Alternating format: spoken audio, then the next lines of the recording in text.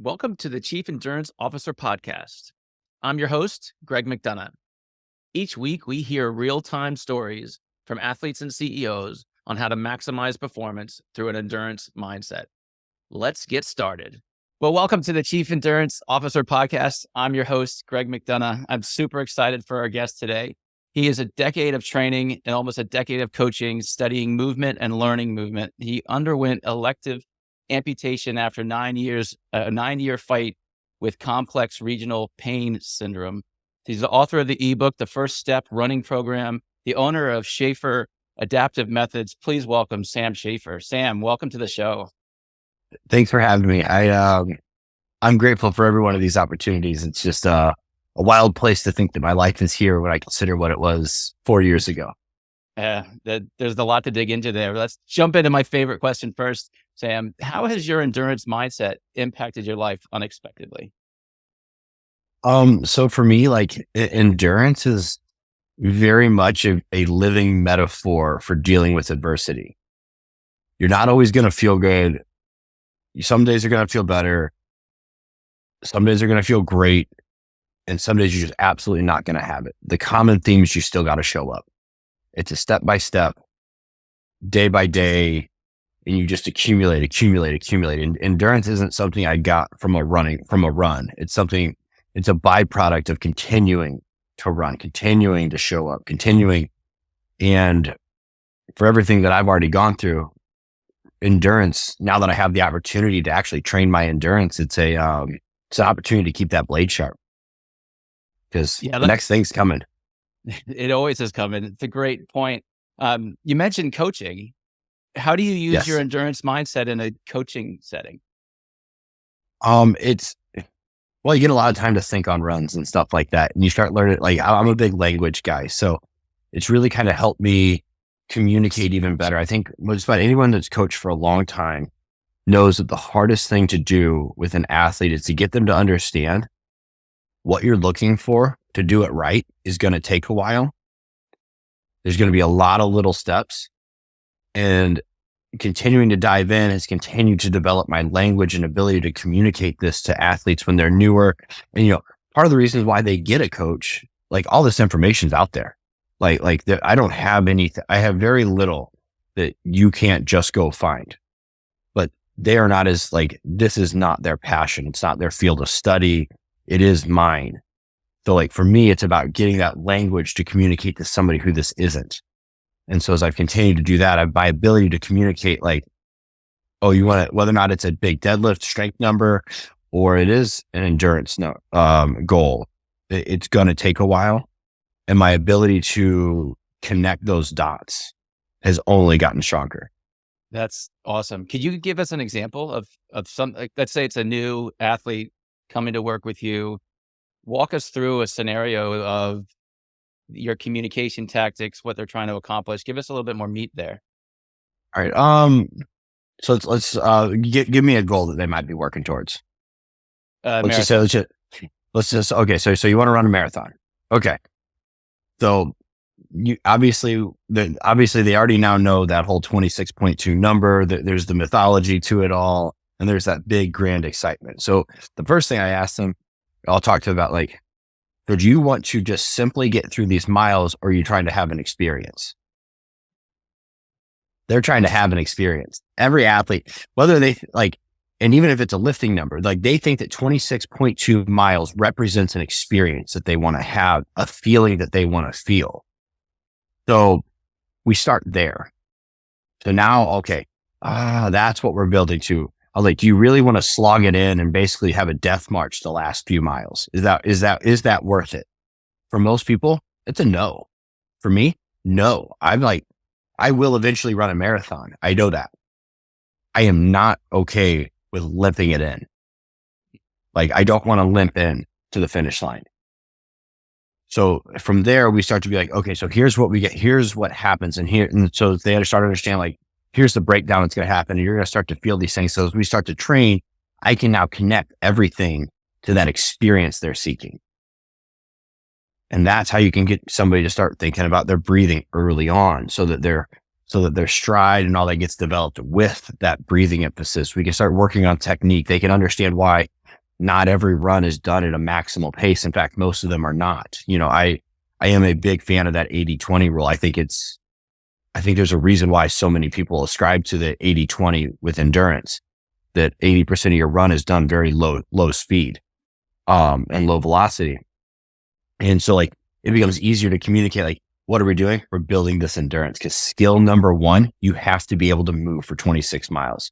Nothing else matters from that experience until we can simply move 26 miles. It doesn't matter if you're running a 12-minute mile, an 18-minute mile, or a 6-minute mile. You have to be able to move for 26.2. That is the baseline prerequisite to run a marathon. And so it becomes easier. These are boring things. The reality is, but when they're tied to this experience that they're trying to feel, and this version of themselves they're trying to be, now we're cooking. And I have found much more success getting a newer athlete to be like, okay, I'm willing to go down this path and learn some stuff. It's a fantastic way of looking at training. And I've never thought of this. Is the first time I've ever had this conversation around the experience. I'm curious, Sam, how did you discover this angle to coaching, to training, to performance? Perspective is everything. And I now have gotten to live multiple athletes' lives. So I started training in general at 19 years old. I'm 33 and healthy kid. I left college because it was boring. I didn't feel like it was taking me anywhere. I didn't realize this at the time, but I started to realize that the experience I was going to get out of life from that college degree was not interesting to me. I ended up joining the military, and I signed up for a special operations job. Perspective number one as an athlete. Well, I'd played high school sports and stuff like that, and I'd always kind of wanted to go pro in something. Being 4'11", 95 pounds day one of high school doesn't really give you a lot of options. So, not a genetic freak over here. And, so there's that. So there was the healthy guy, the hard charger. I'm here to I need to go. I'm trying to be this, special operations. Then I got hurt. I got the nerve condition. I then spent a few years definitely living in denial, still trying to still working very hard, but a lot of it was to try and hide it. So I've lived that life as well. Things deteriorated, and I had to get more real about it. And then I had to start shifting. So now I've been an athlete that had to shift and pivot, from the thing that I loved first. And then that deterioration continued to happen. And now I'm a guy who loves to train. I'm walking around on a forearm crutch because the cane is no longer enough help. And I am having to, again, continue to learn and learn and learn. My perspective keeps changing. And then then I finally get out of pain after 9 years. And now I've got a new lease on life. So again, I've lived all these things, and I've started to realize you have to connect to the perspective. And then I sat there and I was because part of what I felt was electing for amputation was what is the life experience I'm going for here? What do I want out of life? And this isn't it. So it wasn't scary for me to choose to take my leg off, because it was the only thing left that gave me an opportunity for the life that I was chasing. Mm-hmm. So as I started to realize this, I started to apply this now, and just again, also reps, just so many reps. I've been coaching for over a decade. I've coached thousands of people at this point. I've been in a room eye to eye with 1,000 different people trying to learn how to just simply do a squat correct, so their back doesn't hurt. And very few of them want to squat 600 pounds. Almost all of them want to be more comfortable when they go home. They want to be more comfortable in their life. They want to be able to say yes to more things with their kids. It's whatever that, that North Star is for them, and that guiding light. And so I started realizing I am failing my client if I'm not factoring in their perspective and the experience that they're looking for out of life the same way I had to, because I had to fight for my amputation. The VA was not useful. They were not helpful. And they told me no at first because they didn't like it. And it was that simple. Well, we don't like this, so we're going to fight you on it. That's unfortunate for sure. Walk us through, you said when you made the decision to do the elective amputation, that it was kind of the best way forward for you. And so it really wasn't that difficult of a decision, but working up to it, the years working up to that, talk to us about the emotions of when you started thinking about, hey, I need to take this leg off so I can have a better life.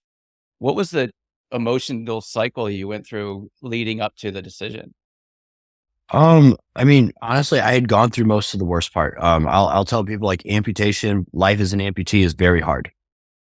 I have the unique perspective that it's only the second hardest thing I've ever done. The pain I dealt with before was even harder than what I'm dealing with now. So, I'm good. You won't hear me complain. I asked to be here. Um, so I mean, honestly, like it was just, if you can imagine yourself at 20 or 21, like hard charger. Again, I'm in a pipeline for the military with special operations, combat control in the Air Force. I am by all measures doing well. Like I believe I'm on a trajectory that I will be one of the people that completes the course, that will become an operator, that will move forward with this. And I fall on a run. I clip a curb on a run, wreck my ankle, fracture a bone, and then develop this nerve condition that the chances for, I now know, were 0.000026%.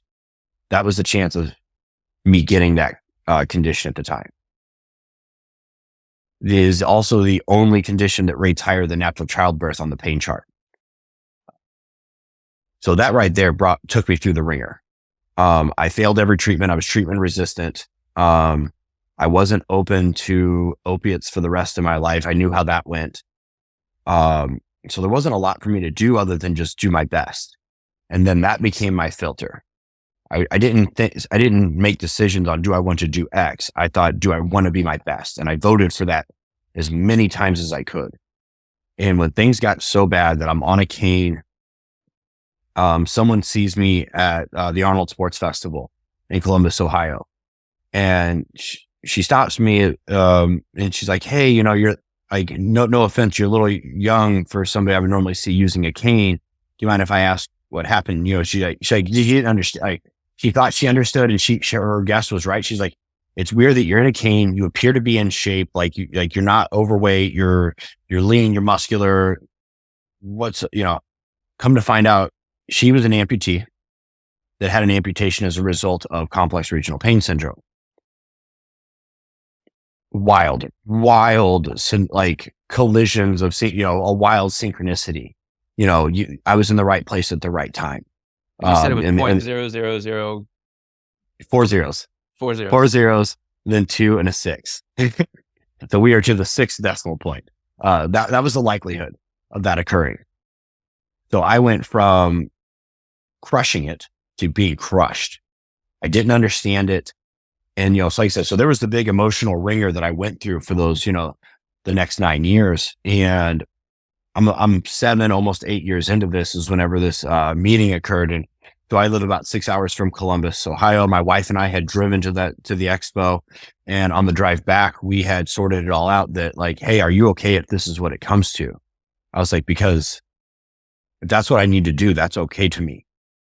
If I'm headed for a wheel, like I was like, we know where this is going. It's not getting better. I have worked how hard and have never gotten better. I've only slowed down the deterioration, but I've never stopped it. Mm-hmm. And so that was really where like the big cycle started. And I just got really good at that filter of, does this make me my best? And then things got dark enough where I didn't answer, do I want an amputation? Like, do I want to be my best? All right, then you need to call and get this consult going for an amputation. To me, it was that simple. One was a life that I could bear to live, and the other one I couldn't. So then that became another fight with, like I said, the VA was not in my corner. They've not been in my corner outside of the amputee clinic that I work with. Incredible people. The rest of the VA has not been in my corner the entire time. I've got a confusing pain condition, and they don't want to do that. They didn't want to do that work. They just wanted to give me opiates. And I was like, well, I don't want to be a junkie. They're like, so must not be, they just were like, oh, so you're fine. And that was that. That was the cycle of care I've received.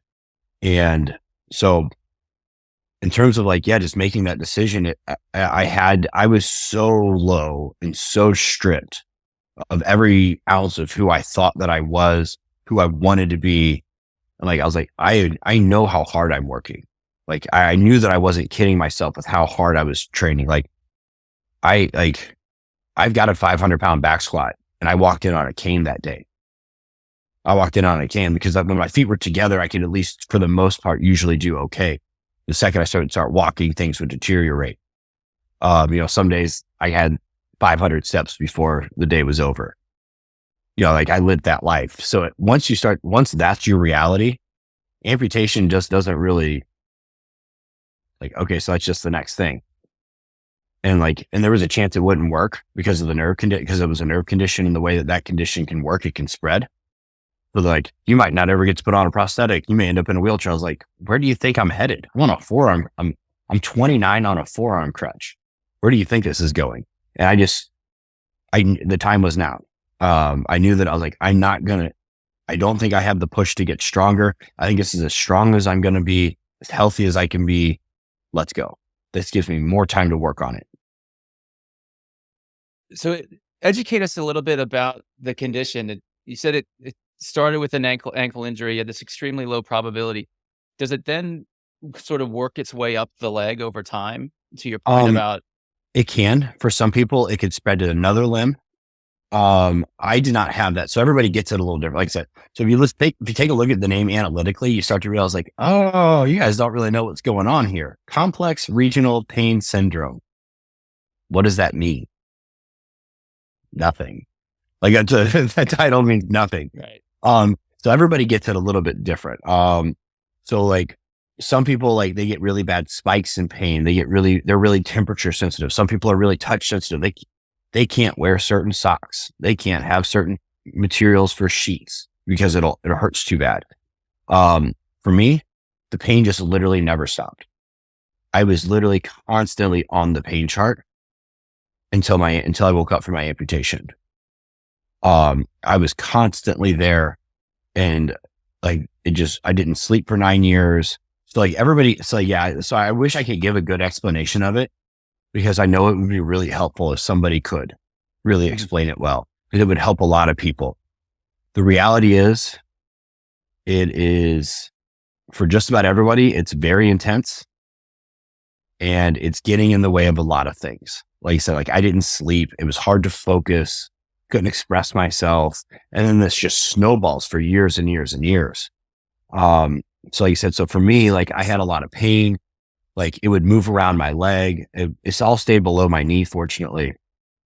But like I said, like I would just get a lot of really intense pain. Like those last couple of years, I would regularly, weekly, if not daily, be at 8 or above, spend time at an 8 or more on the pain chart. And there was nothing I could do. I couldn't like go to the hospital. I know like 10 out of 10 means you need to go to the hospital. You feel like you're going to die, but there's nothing they were going to do for me. So what do you do at that point? The condition, unfortunately, also has the moniker of the suicide disease, because that is how most of these cases are resolved. And I was like, go ahead.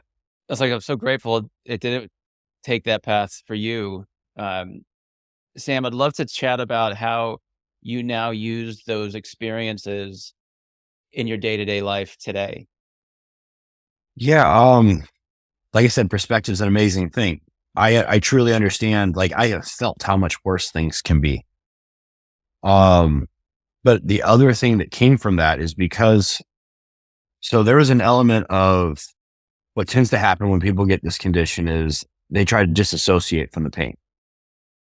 They try to not experience it. They try to get out of it and get rid of it. And there came a point where once I got past like the denial phase of how bad things were, I realized like, if I ever get out of pain, what's going to happen? I have to be ready for that. Like for me, I spent that whole time preparing what if it works? What if I figure it out? What if I crack this code? I just have to stay in the game. So I built all these tools, whether it's stress management, there's like the stress management side of it. There's also just simply the problem solving side of it. I learned how to learn things. I learned how to change my mind. I learned how to pivot and adjust how I viewed everything. And it's all these like little tools that I accumulated through that because I chose to stay present with the pain. I used to have this thing that I would tell me when it get really bad, I would tell myself, it's like, you're not in pain, you're experiencing pain, and experiences will end. And like, I had to gas myself up, man. like, well, whether or not that's total, like for some people, I'm sure they're going to hear that and be like, what is he talking about? It makes no sense. But like at a certain point, like you got to get, like it was rough, man. Like it was, and I really had to work very hard to accumulate all these tools. This is how I got into, cold immersion and breath work and meditation. I realized really early on, like alcohol is not going to help. In fact, it's going to make things worse. So I really didn't. So it made it real easy. A lot of people struggle to not drink because how social it is. I was like, I didn't care. Like I now have that going for me. So there's a lot of like these sorts of tools that I've accumulated through just choosing to deal with what I had to deal with the way that I did. And it's kind of like, it felt very Sisyphus in the moment. Well, what would happen to Sisyphus if he kept driving the way he did and somebody actually removed that rock and that rock was gone? How far forward can that monster go? And that's what I've done is I love the saying, chop wood, carry water. Familiar with that? Yeah. So I'm very big on the chop wood, carry water thing. It's something that just connected to my soul. I literally have it tattooed on my fingers. I literally have a chop wood, carry wood, chop wood, carry water, tattoo on my fingers. And like, so for anyone that isn't familiar with that one, the explanation that I like is, a monk's path to enlightenment or goal of enlightenment. It's like, what does a monk do before enlightenment? They chop wood, carry water. And chop wood, carry water to me is a representative of all the little things, the basics, the fundamentals, the basic things to take care of themselves. And then what does a monk do after enlightenment? Chops wood and carry water. You don't stop doing those things that got you there. So I haven't stopped doing the things that got me here. I just have to go find different things now. Sure. You're talking about tools and routines, habits, it sounds like. Do you have a daily routine, daily habit that I'll leave a question there. Do you have a routine or a daily habit that kind of incorporates these tools? Yeah, I'm very, I love a good routine. I do for as much variation as I enjoy, and I like changing things up. I also like my baseline to set the table. So I'm very big on a nighttime and a morning routine. I know a lot of people espouse, the morning routine thing, and they get really extreme and intense about it. But to me, I do think that everyone needs a good morning routine, but I don't think it's this like 7-part series that everybody thinks that means.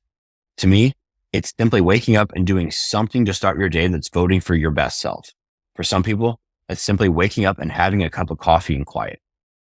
Other people, it's breath work, a walk, yoga, journal, read 10 pages, people, if you've got that, why hammer them for it?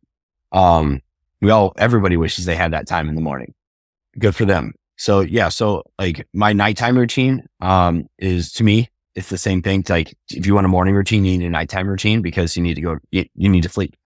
So I struggle with sleep so bad with my pain condition. I still do, and it's repairing. I feel like it's repairing at some level. I just don't all the way know, yet. And so like for sleep, I do have my routine, by 8:00, my wife and I are transitioning towards bed. I try to be in bed by 9:30. I'm definitely for those of you that don't know, we're recording this at 7:30 a.m.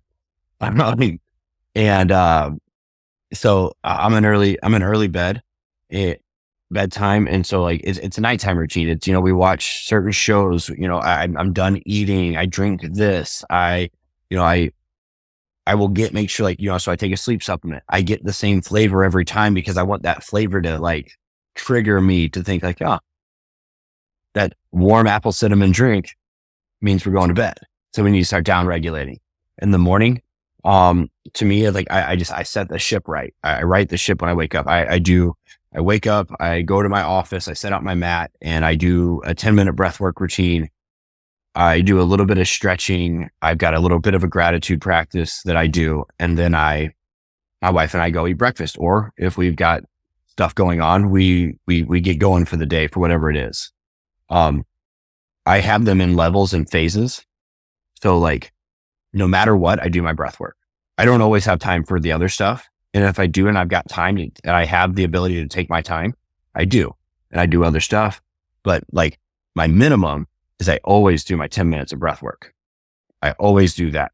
So that's how I kind of view that one is like, I have my ideal, but I've also defined all my minimums with these practices. So yeah. So other than that, it's just like your basics. It's making sure I'm moving around. I'm getting walks in. I'm getting the steps in, my food, I'm pretty consistent. I'm very consistent on my food. I know what I'm eating, even when I'm not tracking.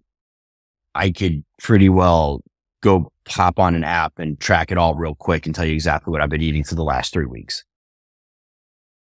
So your breath work, I'm really fascinated by that. Is that guided? Like, do you go into an app that walks you through your breath work, or this is from training and you just know what your routine is? I do Educate us a both. little bit on breath work.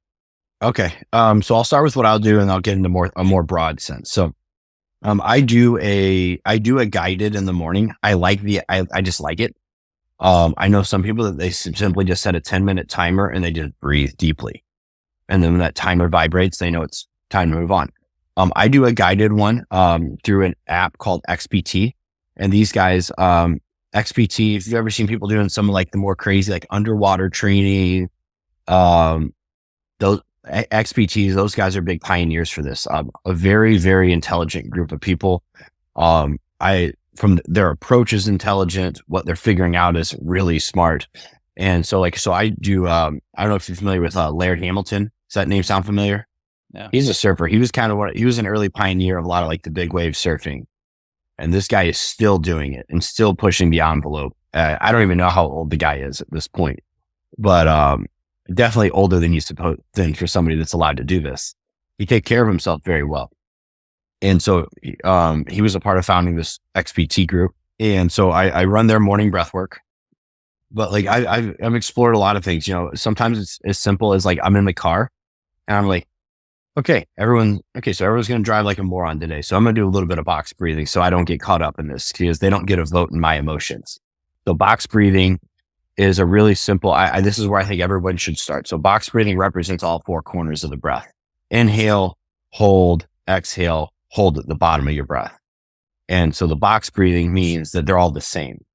So like very simply, it could be 5-second inhale, hold that breath for 5 seconds, exhale for 5 seconds, and then you hold with no air for 5 seconds, and you just continue to repeat that for however long. So where breathwork came into play for me and for the rest of the population, why I think they should do breathwork and have some amount of breath practice, even if it's just doing box breathing in the car on their commutes, is that it's how we regulate our nervous system state. It is our keys to the car. So when I was in massive pain, and it's now spiking my stress levels, cortisol is through the roof, and I'm dealing with all this extra. That's the only thing I could do to bring down some of it. It didn't bring down my pain, but it has been proven that slow exhales lower your perception of pain.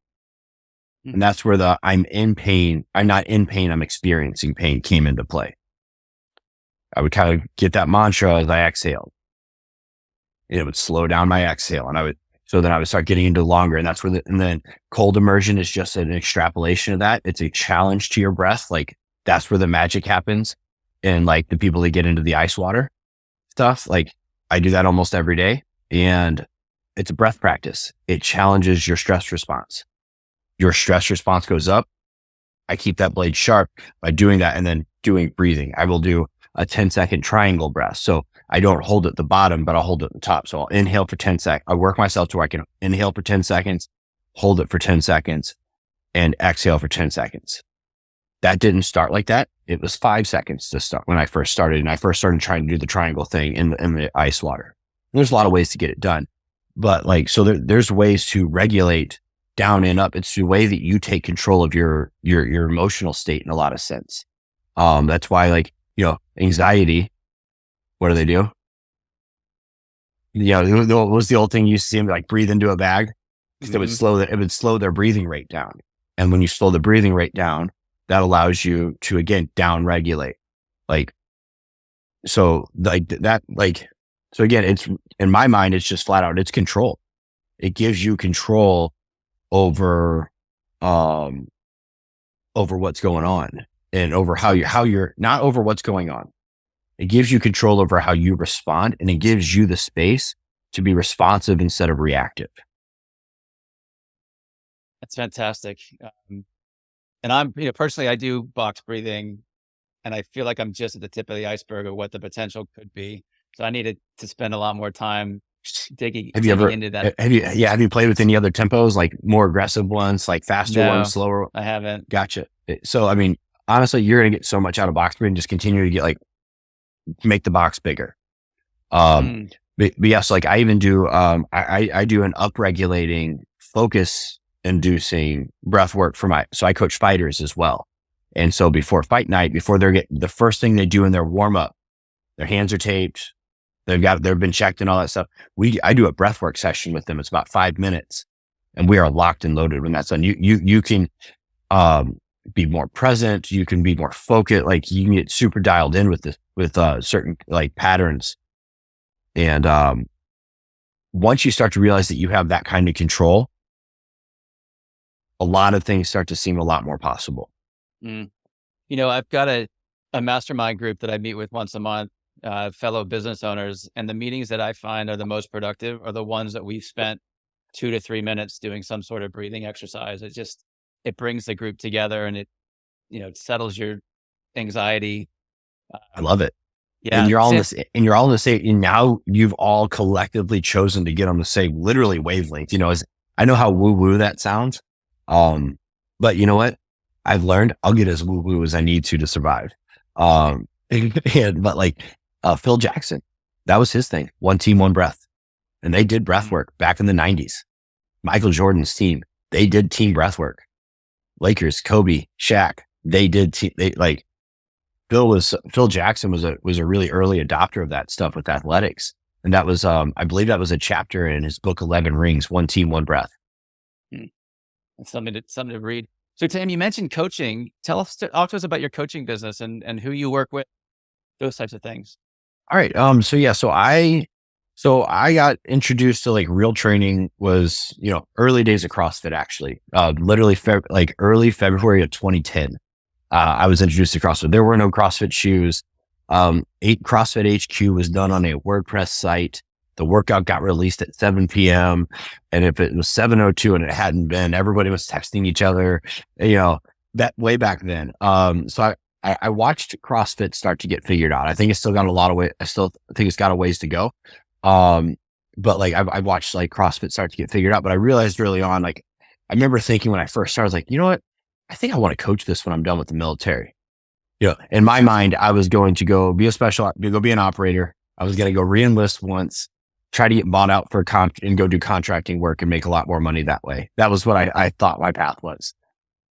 So, but I thought oh yeah. And then when I'm not doing contracting work, I can coach and I can do this because I think I'd enjoy this. I've always liked the idea of coaching and teaching. I'm the second oldest of 12 kids. I've always kind of been an instructional teaching kind of role by life circumstance. And, I just didn't think it was going to happen so soon. I was only in for 2.5 years because of the injury and the medical discharge. And so, I got into just coaching a lot of different things and different people with different goals. Then I started kind of branching off into like with my own stuff. I had to like dive into more and more methods, more and more concepts. And so that started to really round out, like started to fill up a toolbox worth like things that I had to help people with. Fast forward to my amputation, I got into physical therapy and I realized this isn't it. This is not as I knew I've been teaching people how to move and how to learn and develop their movement for a while. I was like, this isn't how movement development works.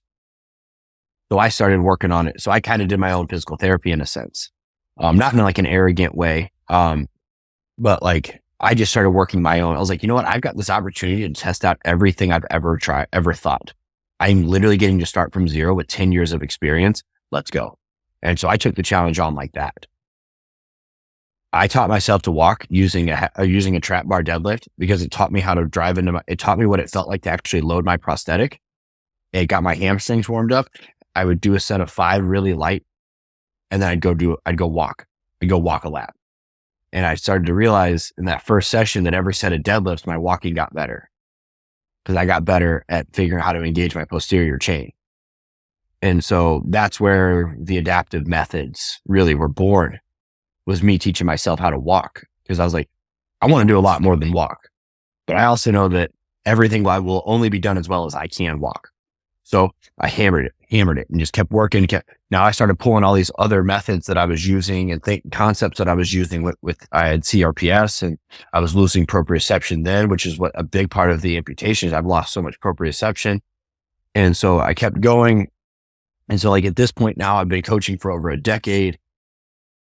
I've got a lot of my ideas that need to work. And so Schaefer Adaptive Methods, well, part of it was my buddy sent it to me. It's an acronym, not acronym. It's SAM, Schaefer Adaptive Methods. My name is Sam. And he's like, dude, you have to call this Schaefer Adaptive Methods. And he's like, also, if you could think of a name as cool for me as I just did for you, that would be great. He's like, cause I'm so good at figuring out other people's names. And he really is. And so there was a little bit of that. So the name just kind of was floating out there. And I just kind of used that as a name whenever I would put something out there. And so I've spent most of my career working with gym pop athletes, able-bodied primarily, because that's who usually goes into a gym. And I realized that I've got a very strong passion for the general population. Most coaches are very like, they want to coach that freak. They want to coach an NFL player. They want to coach a D1 athlete. And that's a ton of fun. I've gotten to do that as well. And we've had great success. I hope that I always get the opportunity to work with the general population. I get really intrigued by my buddy who just had his first kid a year ago and wants to figure out how to keep training. I want to solve that puzzle, so I'm really into that. And, and now I've got like 3 or 4 newer dads that I coach, that I do programming for and training, that I build programs to meet their schedule. Like one of them he does 3 days worth of programming and I fit it and I stretch it out over 5 days so he can be time efficient. Or cause that's how long the baby will sit out there and let him train, and so these sorts of things. So I like solving those sorts of puzzles. But I work with a lot of those people. I've gotten to increase my, my roster of amputees. That's been awesome. So I work with more amputees now. I work with an organization called Less Leg, More Heart. And for a lot of my amputees, Less Leg, More Heart actually pays for their training. So if you are by any chance an amputee listening to this, or one, and they would like to get some personal training, covered by somebody who's been doing this for a long time and totally understands their perspective, reach out to Less Leg, More Heart. That's been an incredible gift that I've gotten. That's where the Intro to Running ebook, that confidence was built out of my experience with Less Leg, More Heart. They put me in a position that I didn't know I was going to get put in. I got put on the spot and we learned like 20 minutes later, like, oh shit, he can teach me. I had like a 30 amputees running well who had never been on a blade before. And I was able to teach them how and what in the feel and the sensation, again, that experience. Again, amputees don't want to run because they don't want to limp around, but they want that feel. And so I started translating that. And then, so now I am, so I work with everyone really, honestly. I'll work with anybody who wants to work. I have a strong passion for general population, a strong passion for the adaptive community. I've even worked with a couple gyms now to start educating their coaching staff on how to coach adaptive athletes, like what are the processes and all that sort of stuff. I've begun a little bit of work with the Adaptive Training Academy to help to work on their curriculum and that. So while I definitely have a specialty that's unique with the adaptive community, I do work with a lot of Gen Pop as well. And do you do virtual and in person? Yep. In fact, I just finished an in-person. I'm in a client's basement right now. What a wild time to live in, right? I am in a client's basement after going to his house this morning to do a session at 6:30 in the morning. So I could hop on this podcast at 7:30. And so I do a lot of in-person, but I also do a lot of Zoom. Almost all my amputee work has been through Zoom because that's how I've been able to connect to these people. There's a couple individuals in the area that I've gotten to do in-person work with, and go figure, work like gangbusters because we can get the feedback is that much better. But I've been really, really impressed with the progress we've been able to make on the virtual front. Wonderful. So Sam, how can an audience member get in touch with you? The best way is Instagram. My Instagram is that's the one that I understand. I'm trying to understand other social medias. I want to understand the TikTok thing, not really because I want to be on TikTok, but because I was given a very compelling argument by Kelly Starrett on why I should be on TikTok, but that'll be for another time. But yeah, so Instagram at Sam Schaefer 1, SAMSCHAEFER, the number 1. I know there's like 97 ways to spell Schaefer and they all make perfect sense. So easy to say, but you got to be specific with the spelling. And then I do also have a YouTube channel, just Sam Schaefer on YouTube. And I am currently detailing my training, my prep. So I just started running not that long ago for the first time in 12 years. And before I had even done a 4-mile run, I was signed up for the Bryce Canyon 30K trail run in May. I was like, you know what, we're going for it. That is an experience I want to have. I know what I need to do, and I know I've got plenty of time to be prepared for it. So I'm doing a little bit of a vlog series right now, detailing my learning process. So if that's interesting to you at all, I would love for you to check that out as well. I'm having a lot of fun with it. Those are the two best ones to go find me, and shoot me a DM. I'd love to help. We'll include those, in case you can't spell Schaefer or you spell it the different way, we'll include those links in the show notes. So just scroll down. Sam, I love this conversation. You've got me fired up for the day for sure. We started off talking about how some days are great, some days are bad, some days are in the middle. But as you just keep on moving, that creates the positive movement forward. And I love your perspective of voting for your best self. We talked about, does this make sense? Does this make me my best? And your perception around you're not in pain, you're just experiencing pain. That was a game changer for me. That's awesome. Thank you. You're welcome. Audience members, if you got value out of our show today, please subscribe. Please like the episode. Please check out Sam and his website, his Instagram page. Share this amongst your community because we really need this message, this positive energy message to be spread out throughout our community. Sam, I feel like I just started a lifelong friendship with you. Thank you again for being on our show. No, thanks for having me. The wildest things happen from these things. So I am eternally grateful for sure. It's been my pleasure. Thank you for tuning in to the Chief Endurance Officer podcast. To hear more inspiring stories and strategies around the endurance mindset, be sure to subscribe below or visit us at chiefenduranceofficer.com. Until next time, keep pushing those limits